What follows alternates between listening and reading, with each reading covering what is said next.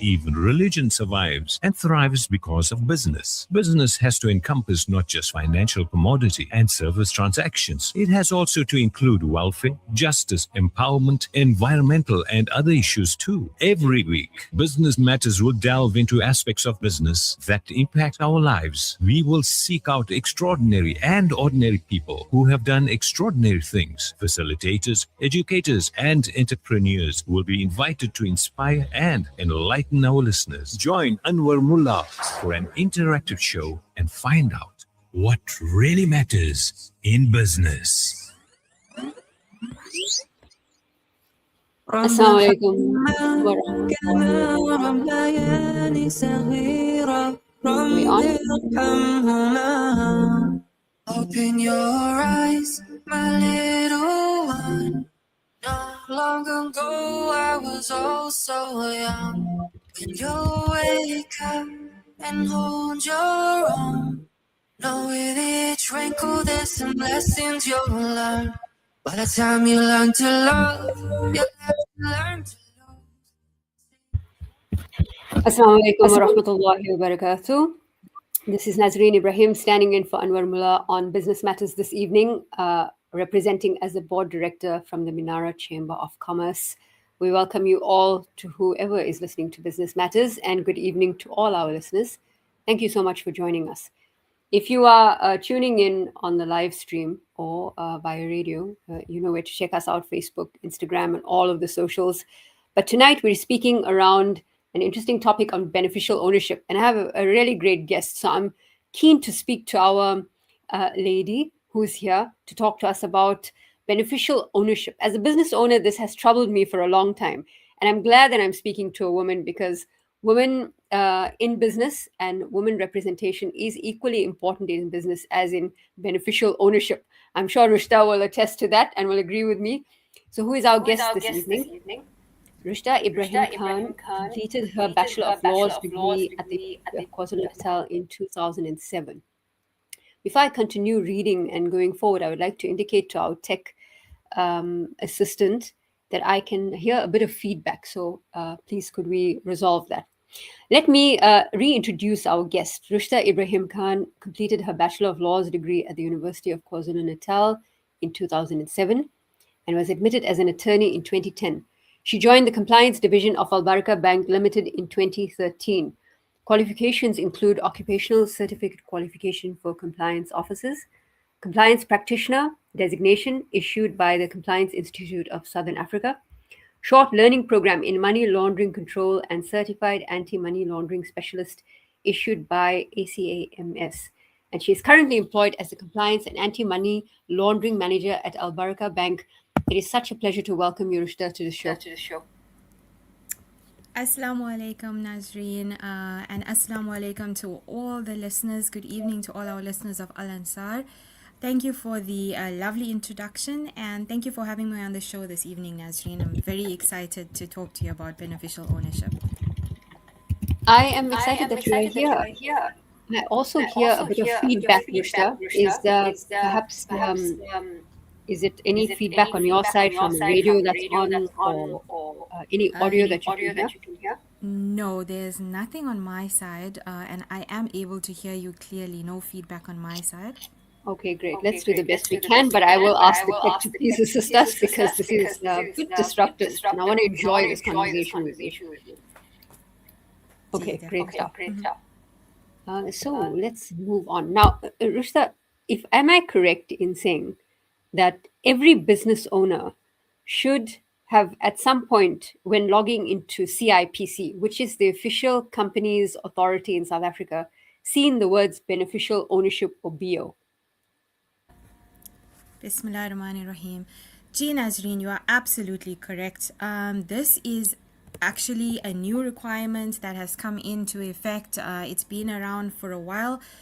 And what we see is that the CIPC has actually requested all companies to ensure that they upload their beneficial ownership information for each institution. You would have also seen that certain warnings have been issued by the CIPC saying that if you fail to actually address that requirement, it could result in deregistration of the particular company. Yes. absolutely correct. And I have noticed that too. I had to submit my annual return, and I couldn't do that until I had to sort out the beneficial ownership. Look, watching the CIPC videos was not going to be an option. I got more lost than anything else.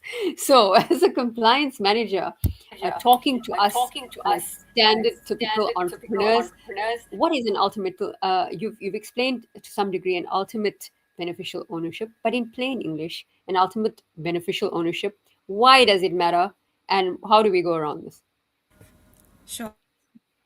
Excellent question. And it's a very nice place to start off because I think it's very important that we understand the basics around it. So, just to highlight that ultimate beneficial ownership, you can actually talk about a topic like this for days. But today's session is just going to be a bit of a high level awareness session to create an understanding of the basics around UBOs and give our listeners an understanding of what they should be doing and what the next steps are if they haven't already commenced with that. So, to start off with ultimate beneficial owner, the first thing we need to understand is what is this requirement and when does it actually apply? So, it doesn't apply if you are looking at an individual that is opening an account at an institution. This requirement applies when you have a legal person or a trust or a partnership or a non-profit organization. So a legal person that we're talking about would include something like a company, a closed corporation, a foreign company, or any other form of corporate arrangement. So if there's a legal person or a trust or a partnership, then the requirement to identify the ultimate beneficial owner becomes applicable. So in simple terms, what does UBO actually mean? It is the real human who owns or effectively controls that particular entity. So when we talk about UBO, yes, Rushda, just for clarity quickly, I'm sorry to pause you there. sure. So when people see the term beneficial ownership and ultimate beneficial ownership, is that the same thing? It is the same thing. When we refer to it as ultimate beneficial owner, we are actually, well, the regulators have actually stressed that this means you need to find out who is the warm body that ultimately benefits from that particular institution. So that means that you don't stop at the first layer or the second layer. No matter how many layers that particular entity has, you drill right down to the bottom to try and understand who is the actual human, the real, the warm body behind that actually benefits from the entity itself. And you'd note, Nazreen, that sometimes it's not actually very straightforward to understand or to identify who that particular UBO is. So you sometimes have entities that have very complex structures, and this means that you actually are required to drill down to 7 or 8 layers until you manage to identify who the warm body is that actually ultimately owns or controls that particular entity. So what the company's authority wants to do is to where does the buck stop and who's answerable for all of the decisions. Ultimately, that's what they want to know, so they can go after the person if there are elements that are not compliant. Rushda, when I know from my experience with CIPC and filing returns, this came into effect about 2 or 3 years ago. Is that correct? Correct. That actually. And what brought about that change?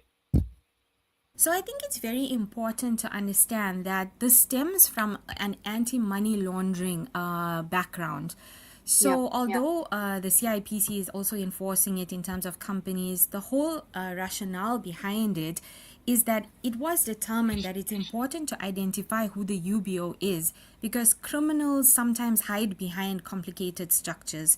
So they would hide behind a trust or a company and then create further structures which will help them to launder money, evade taxes, or basically finance their illegal activities.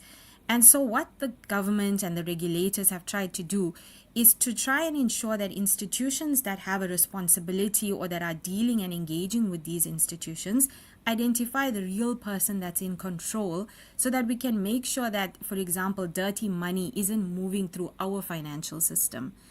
So therefore, the Financial Intelligence Center actually introduced these stricter UBO guidelines and rules to try and close the loopholes that we've seen around UBOs and help protect the financial system. help protect the financial system. Indeed. Rushda, I think you and I should have done like a side event. You know how they have the side events at the United Nations General Assembly at the Madlanga Commission? Because this should go down quite well there, I think. Definitely. I think that's a case study for it. I think so too. Beneficial ownership has been causing a lot of gray hairs and some sleepless nights, causing us to reach out to any tax practitioner, any compliance officer, our accounting officers. And I know it goes down to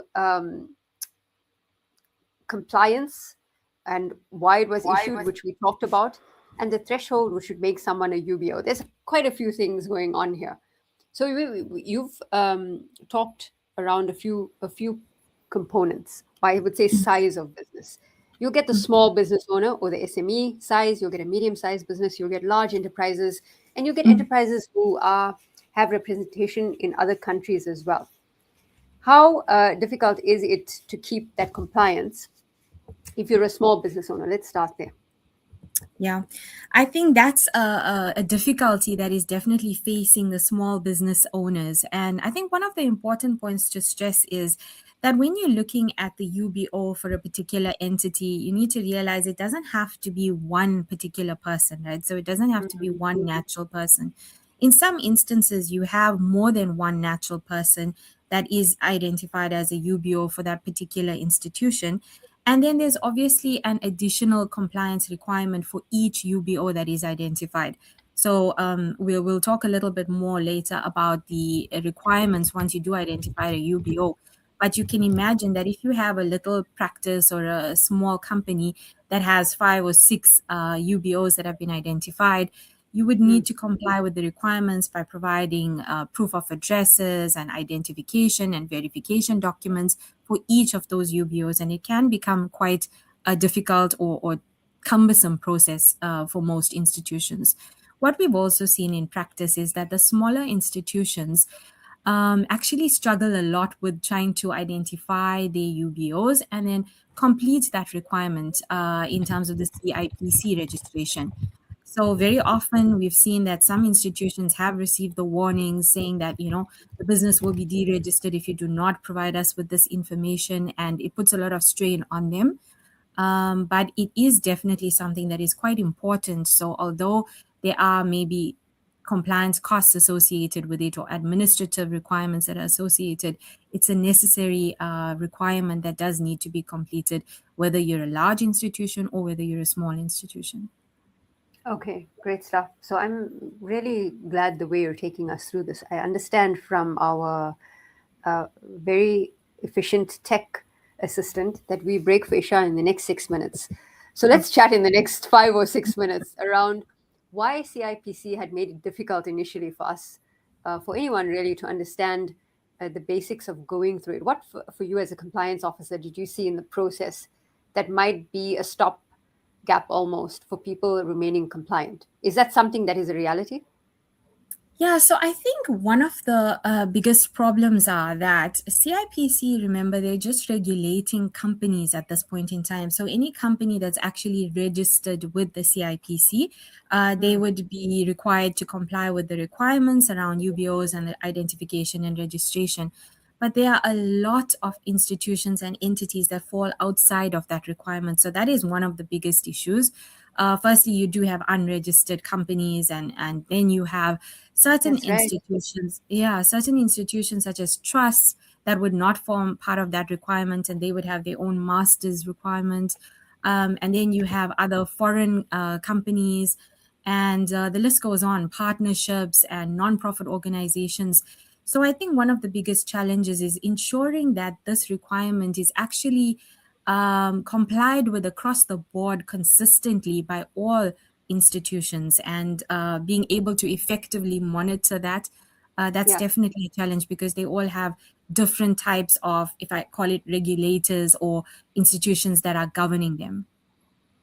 Different types of institutions or regulators that are governing them. When you say that, are you talking about industry specific, like healthcare, agriculture, automotive, or am I understanding that No, so more differently? from a legal structure specific. So, for example, Okay. CIPCs for the companies, and then we Yeah. have trusts that would be governed by the master's office. So they would Got be you. responsible for approving. Yeah, and then you'd have other institutions like NPOs that are registered with a different division. So it does become a bit challenging, I'm sure, for them to be able to regulate it and ensure that everybody is identifying and providing the relevant information in terms of who the UBOs actually are. Yeah, this is one instance in life where you need to identify with something. So Yes. it's almost I know it's been a constant thorn in the side for many business owners, myself included. I think you can tell. Yes, But definitely. Yeah. going on and not being able to file the BO, and then having the AR sitting there because Mm. it's backlogged. You can't now provide all of the documents, which sometimes can be a bit of a nightmare. Can you break it Yes. down? What are some of Yes. the main documents that you would need or information in order to submit? All this, of course, dependent on your company size, right?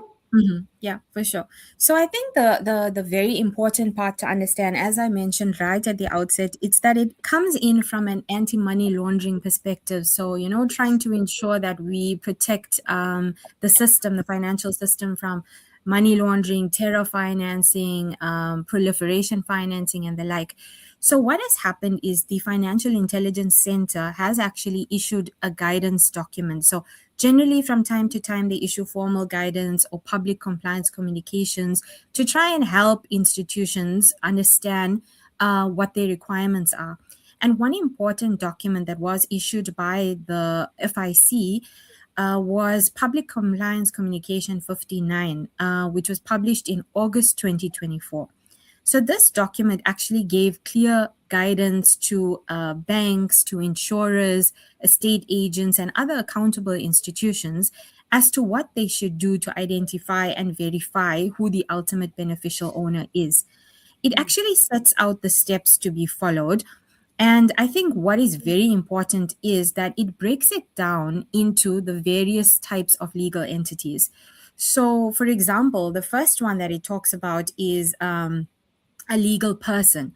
So once you have a legal person, the guidance that was provided by the FIC is that we should look at 5% or more of the legal person, a person that is able to exercise significant control or has an ownership of 5% or more.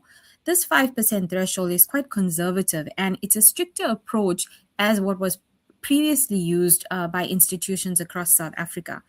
So, what the FIC has also said is that if you deal with a legal entity, and I think just to take it back to what the actual legal person could be, it could be a company, a foreign registered company, and it could be those type of institutions, but excluding trusts and non-profit organizations and partnerships.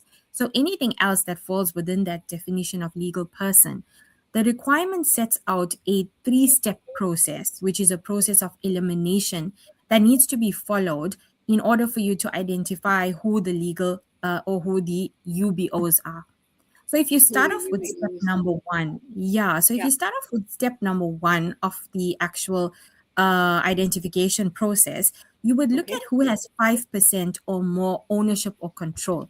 And if you're trying to understand as a business owner, what would actually define whether I have 5% or more, or who are the 5% or more ownership or controlling people within my institution, they've provided guidance that you should look at share certificates, look at voting rights or no voting rights, look at the organogram that's approved by the board or directors, look at a prospectus or shareholder agreements, basically even a letter from the auditors outlining the shareholder structure and telling you who the majority shareholders are. So once Got you you. see from that process that they are shareholders that have 5% or more, you are actually able to stop at that step and say, okay, I have now identified the people that are the UBOs because of the 5% or more shareholding or ownership within that structure. But if you are unable to, and this happens very often in terms of sort of complex structures where there is very diluted shareholding and you're unable to find a 5%, then you move on to the second step of the process of elimination. And that is where you look at ownership through any other means. And they've also once again provided guidance that you could look at it from a power of attorney, who has nominee shareholders, whether they are nominee directors, if someone has delegations of authority, court orders that have been issued, basically giving them authority. So those types of items or documents could indicate that that person now should be considered as the UBO.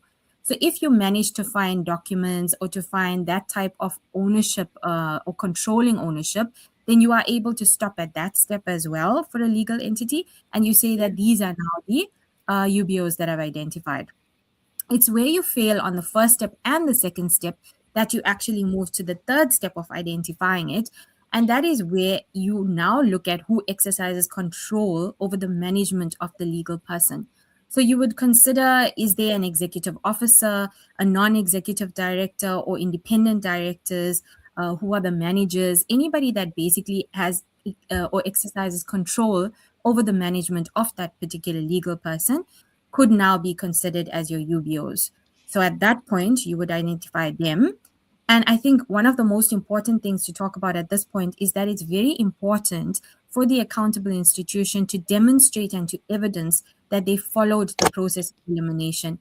So sometimes it might be like really easy to think, let's just go to the managing director or let's just make them the UBO. But you have to demonstrate and evidence that you tried to find the 5%, then you looked at any other type of ownership and controlling interest, and last you came to those that exercise control over the management. So I don't know if we're going to pause at this point, Nazreen, but I think this might be a departure point in terms of the actual legal entity. And perhaps when we come back, we can discuss the other types of structures. It was a very well explained view of how beneficial ownership is viewed from a regulative perspective. So the first is 5% or more ownership control shown through a share certificate, voting rights, organogram, shareholder agreements. Then you go into the process of elimination. The second part is if it's too diluted in terms of shares in this complex structure, you look for things like power of attorney or court orders or any document to show controlling ownership. And once you're done with that, if you can't get through those two, then the final is to show who might exercise control over management of the legal person. You've got to demonstrate the ownership. Yep, exactly right. Sounds good. So now that we've understood the three parts of what ultimate beneficial ownership looks like, we're going to leave you to chew on that, listeners, including myself. RUSHDA has done a fantastic job explaining that. We will go to the Isha Azan, and when we come back, we will talk more on beneficial ownership. Radio Al-Ansar, 24/7, 365. This Adhan is sponsored for the Isale Sawab of Marhum Muhammad Farooq Latib and all Marhumeen. May Allah subhanahu wa ta'ala grant them the highest abode in Jannah. Ameen. أعزائي المستمعين، حان الآن موعد أذان العشاء لمدينة دربن وما حولها. الله أكبر الله أكبر الله أكبر الله أكبر أشهد أن لا إله إلا الله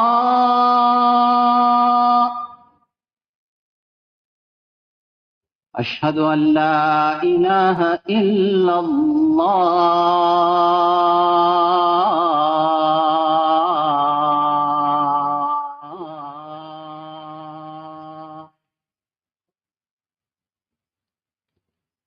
أشهد أن محمدًا رسول الله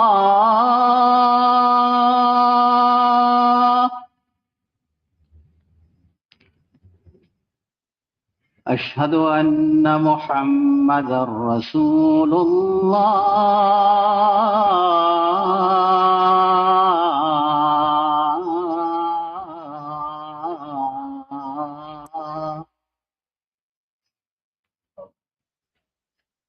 حي على الصلاة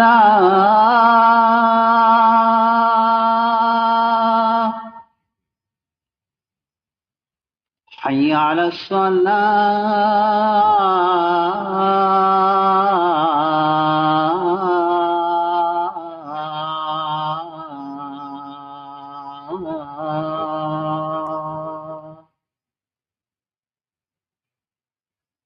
حي على الفلاح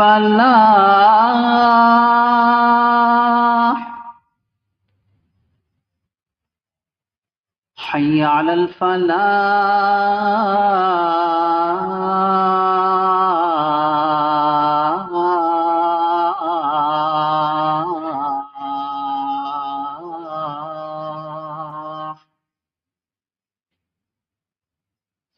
الله أكبر الله أكبر لا إله إلا الله.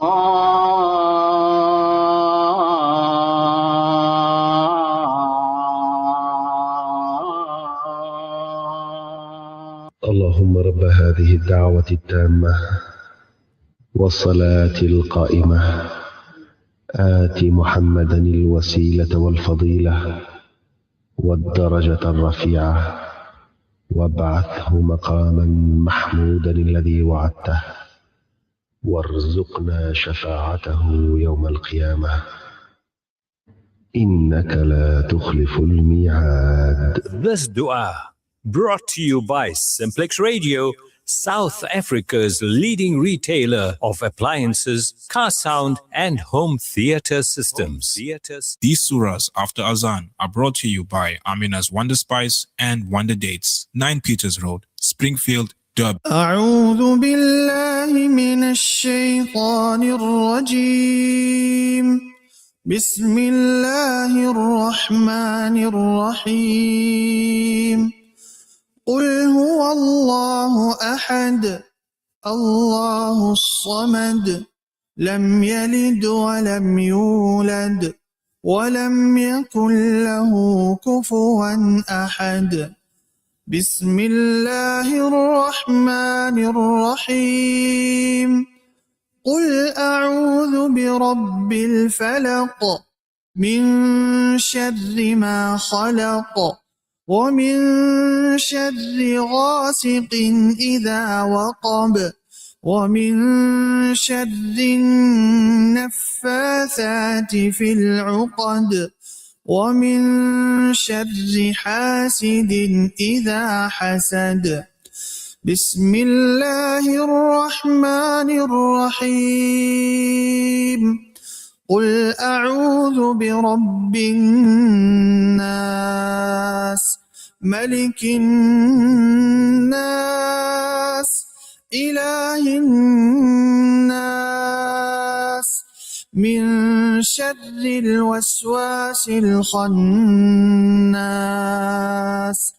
الذي يوسوس في صدور الناس من الجنة والناس.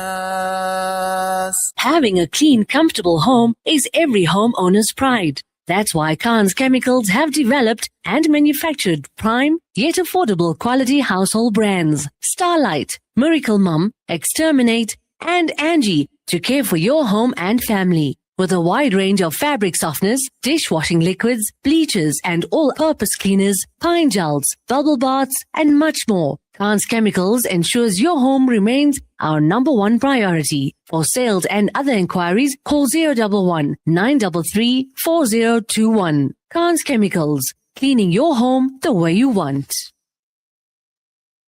Welcome to Simplex Radio.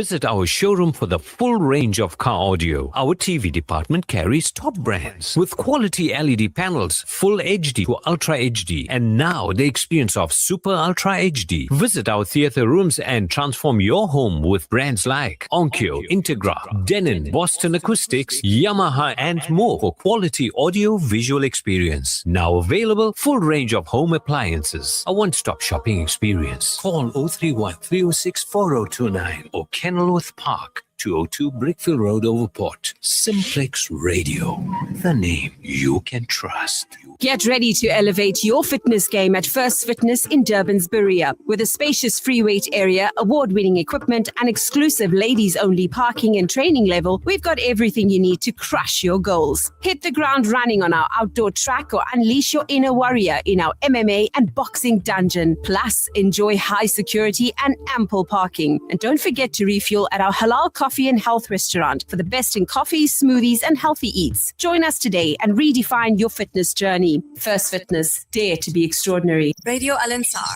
24/7, 365.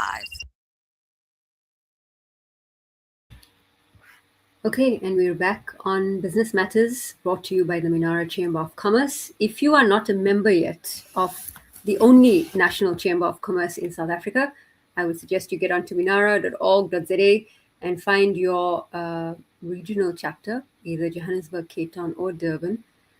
There's very easy registration for membership. Also, the pricing is quite clear. The value proposition is very clear. But if you have any further questions, don't hesitate to reach out to the team at the office, and they'll get you all sorted to join what is one of the most robust and vibrant chambers of commerce in the country. But back to the matter at hand. And short of me starting to wrap the name of the show and the theme of the show, what are we talking about this evening? Well, we've got RUSHDA EBRAHIM Khan, who is completed her Bachelor of Laws degree at UKZN. I'm not going to read the whole bio again, but she has joined the compliance division at ALBARAKA Bank Limited and is currently employed as a compliance and anti-money laundering manager there.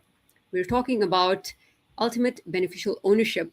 It's a legal requirement. The Financial Intelligence Center issued Public Compliance Communication 59.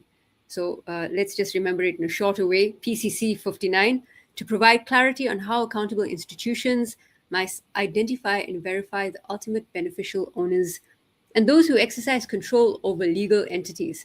RUSHDA explained to us before we went to the break that this guidance is crucial in the fight against financial crime, including money laundering and terrorist financing.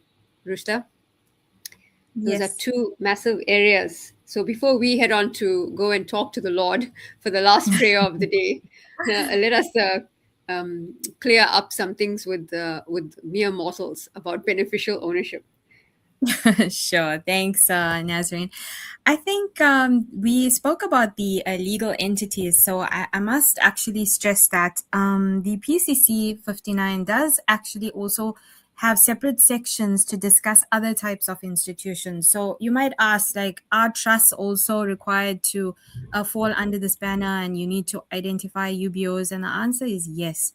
So, for example, a trust, an accountable institution must identify all related parties as UBOs. What's very important to distinguish is that when we talk about companies, they specify at least a 5% threshold. When we talk about trusts, when we talk about non-profit organizations, when we talk about partnerships, there is no thresholds that's applicable. It's every person that's actually connected to that particular institution. So if it's a founder, the trustee, the beneficiary, all of them will actually be UBOs for a trust. Anyone that has a meaningful role basically within that particular trust or NPO or partnership. For partnerships as well, they've specified that there is no such thing anymore as anonymous partners. You need to identify all partners. You also need to look at all of your beneficiaries for an NPO. Where you are unable to identify all the beneficiaries, the guidance actually goes so far as to say that you need to identify the mechanism by which a beneficiary will be determined. So you can see that the requirements are quite stringent. It's very important to understand that these vehicles, trusts, NPOs, partnerships have been identified as susceptible to money laundering, susceptible to abuse of the financial system. And That's therefore, right. these are actually very stringent requirements that have been placed on them. And these stringent requirements are there for a particular reason, which makes sense because we want to deal with institutions that are fostering a sense of trust, showing alignment with governance structures or governance frameworks in the country that breeds better business. But ultimately, it's down to how well people want to comply, right? You talked Exactly. around different vehicles like trusts, non-NPOs. there are the different standards of business. What is when it comes to a non-profit company, how would you define that? So your non-profit organizations could be registered entities or unregistered entities that basically are created for a specific purpose. So, But there'd be the a basic difference between the NPC and the NPO. Is that correct? That's correct. So an NPC would still be treated as a company because that's a registered nonprofit. So an NPO would be a total different organization that's not a company. And in that instance, you would be looking at every single person that's linked to that particular NPO. So the person that created it, who could be a founder of that NPO, you would look at all the people that are managing it, and you would look at all the beneficiaries that have been named within that NPO constitution, etc. And all of these people now become the UBOs. Got you. And when people are now thinking, now that they've heard you explain very succinctly the three levels of how a UBO may be identified, the question might also arise: what would stop? The deeper you go into this this very defined rabbit hole, but it's a rabbit hole nonetheless, of who might be a UBO. What stops someone from being paraded as a potential beneficial, showing beneficial ownership, but isn't really? I mean, do they have to have an operational sense? I mean, the third element that you talked around, who exercises control over management of a legal person, that seems quite detailed and it's very specific and technical. But does a person need to play an operational role or any role in the organization?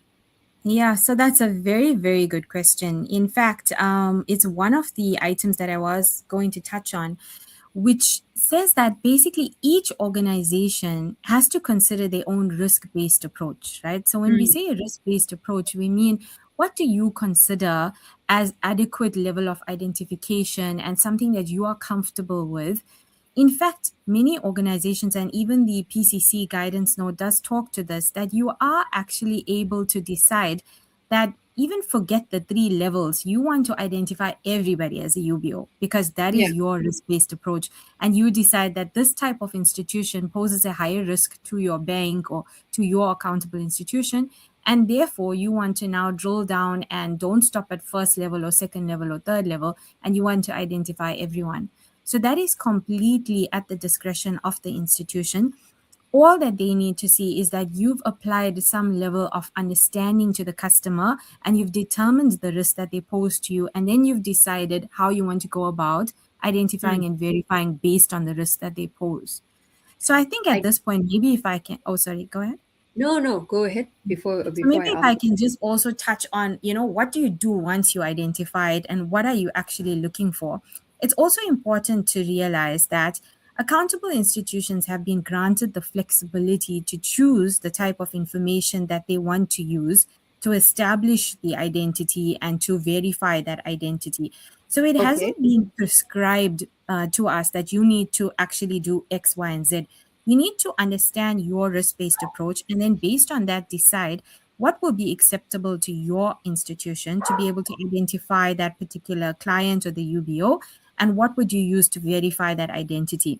So as a minimum, there are things that have been obviously well understood and documented even in terms of the FIC Act, that you should be looking what is the minimum? Name, you should be looking at their full name, their date of birth, their ID number or passport number, their nationality, residential address. So the guidance basically says that it's anything that can help you to understand who this person is, to understand what risk they pose, to understand where they actually fit into that organization structure. Very often. Look, I have a question. Sorry to pause you there again. I have a few questions because this is coming from an artificial intelligence, AI ethics, governance background. Immediately, my mind is going to, if the verification and identification process is very simple in its approach, as in, if I needed to provide documentation, I would send through a copy, a certified copy of my ID as an example. I might do voice verification, or I'd have to appear in person, or my face would have to be scanned. Is there allowance in the guidance note for that, given the fact that AI tools have been shown to be able to replicate IDs? In the US, this has been shown. Local examples, I'm sure, do exist. But is Yeah. there anything in the guidance note to be able to show an allowance for that kind of deeper tech or deep fake? Yeah. So in fact, it is one of the requirements within the PCC that stipulates that you need to, as an accountable institution, verify that information from an independent and reliable third-party source. So Okay. number one, it So like talks the to way your point LinkedIn about used client providing. persona as an example, you were saying, Yeah. to verify us. Yes. So they're actually talking about independent third-party sources, right? So something like, for example, if I need to verify your ID, I shouldn't just rely on you sending me a copy that could be a fraudulent document that you've uploaded. We should actually be looking at things like comparing it to the DHA. So the DHA is an independent, verifiable third-party source. We'd be able to see that that matches your ID, the picture on the ID, it matches your information. If you send me your proof of address, or if you are actually telling me that you live at this particular address, I should be able to use credit bureau data, for example, from a reliable third party and confirm that against it to say that I have independently verified this information and we are satisfied that the information provided is actually true and accurate. So it does actually talk to quite a bit of that around independent verification, looking at reliable third-party sources, and I think that specifically would have addressed your concerns around the AI and the manipulation of data and the like. Understood. And that leads into a question around, the question I asked you now is more about observation of environment. It's everything to do with a sense of cyber awareness around your person and yourself.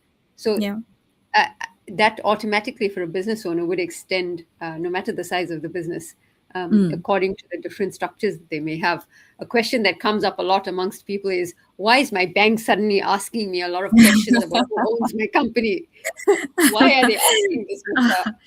I can personally attest to that, yes.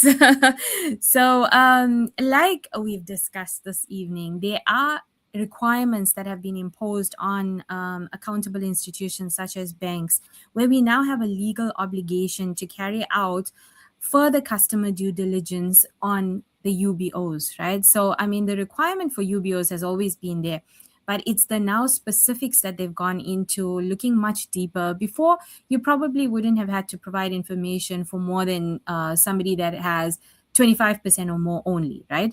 Now we've been given guidance that this is actually not getting down to the real warm bodies that we need to identify. So now we're looking at 5% and more.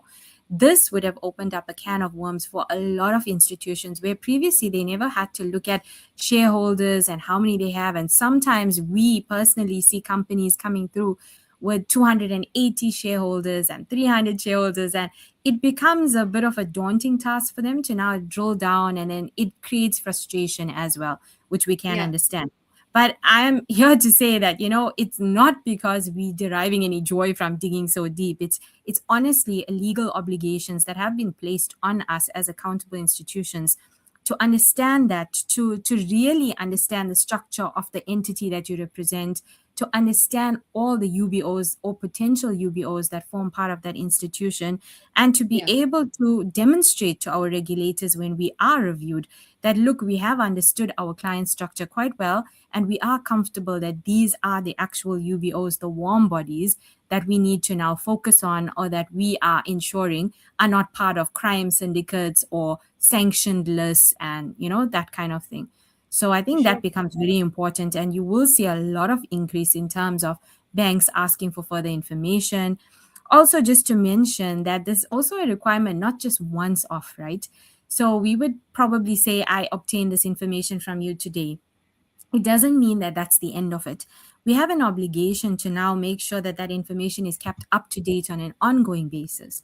So depending on whatever the institution or the bank's risk program looks like, that could mean that if you're high risk, I come to you every year and I ask you to provide me with updated information or to confirm that information on UBOs. I ask you for further documents every year. So this is something that's very important to bear in mind, that accountable institutions such as banks are required to, on an ongoing basis, make sure that we are keeping that information up to date, it's accurate, we are checking in. Remember, structures can change overnight. You could have somebody that thinks now that, okay, you've onboarded that company and now it's safe to add somebody else in quietly as a UBO, and we wouldn't even know about it and we wouldn't identify them. So for these reasons, it's a requirement to constantly recheck the information, revalidate it, re-verify it, depending on whatever the risk status is. So once every year, once every 3 years, 5 years, whatever the case may be in terms of that particular bank's risk management and compliance program. On that note, while you are speaking about the continued maintenance of that information, is that the same as filing the PO on CIPC, which is an annual exercise? Yes, so that would be the requirements that are stipulated by the CIPC directly. And as far as I'm aware at this point, they do require it annually to be confirmed. Yes. But yeah. So we would be looking for something similar from a bank side in terms of the Financial Intelligence Center requirements, but a lot deeper as well. Because remember, with the CIPC, you would probably just identify who your UBOs are and provide that information. Here, we need to do the identification ourselves. So we'd be asking for trust deeds and company documents and partnership agreements and everything that goes with that. Yeah. So what you're saying is there needs to be now new behavior and of understanding that in addition to the annual returns that are part of your compliance and governance procedures around maintaining the company structure, you also need to have an awareness around putting into place standard operating procedures for keeping documentation, the initial master set of documents that would help you to showcase ultimate beneficial ownership as an ongoing process, possibly every quarter. Yeah, so I don't think that frequently. So like I said, it depends on what each bank or accountable institution decides is their frequency period. But I'm an overachiever, so I went for every quarter. Let's go back to basics. I promise you, the companies will be hating us right now. But yeah. Okay, let's not do that. Let's not do that. Go back to basics. Generally, at least once a year, and especially if there are any ownership structure changes, then that type of behavioral change should come into play where you now contact your bank. Don't wait for the bank to contact you and tell you, I'd have your directors change. Gosh, RUSHDA, you sound like SARS. Don't wait for us to contact us. Yeah, and I think that's the kind of behavior that we need to see a change in South Africa itself to help strengthen this entire financial community and create a safer environment for us. And apart from just that, it's a lot of penalties or consequences if you don't actually comply with some of these requirements. So I think that's very important for people to understand that these accountable institutions like ourselves, such as banks, we don't only have an obligation. If we fail to actually fulfill these obligations and comply with these, there can be severe consequences for us, such as like sanctions, fines, criminal prosecution. And Agreed. In addition, there are other regulators that are actually also, involved. So besides the Financial Intelligence Center, that would be the publisher of guidance documents and telling you what you need to do and how you need to do it, and basically probably reviewing some of the accountable institutions like attorneys. You also have the Reserve Bank and the Prudential Authority that does review banks that fall under this category that need to comply with these requirements. Yes. And therefore, it does become a very important step in ensuring compliance with these requirements at all times. Ensuring compliance with these requirements at all times is where we'll leave it. RUSHDA Ibrahim Khan from ALBARAKA Bank. It was such a pleasure to speak with you this evening. Inshallah, we will talk more in the future. Ameen. Thank you so much. Thank you for having me on the show. And it's been an absolute pleasure to share my insights on this topic with you and our listeners. Assalamu alaikum. Wa alaikum salam. So you've heard all about ultimate beneficial ownership. There's a lot more to talk about, to absorb, to understand. But this is why we have the Minara Business Matters show every Monday evening between 7 and 8 p.m. on Radio Ansaar.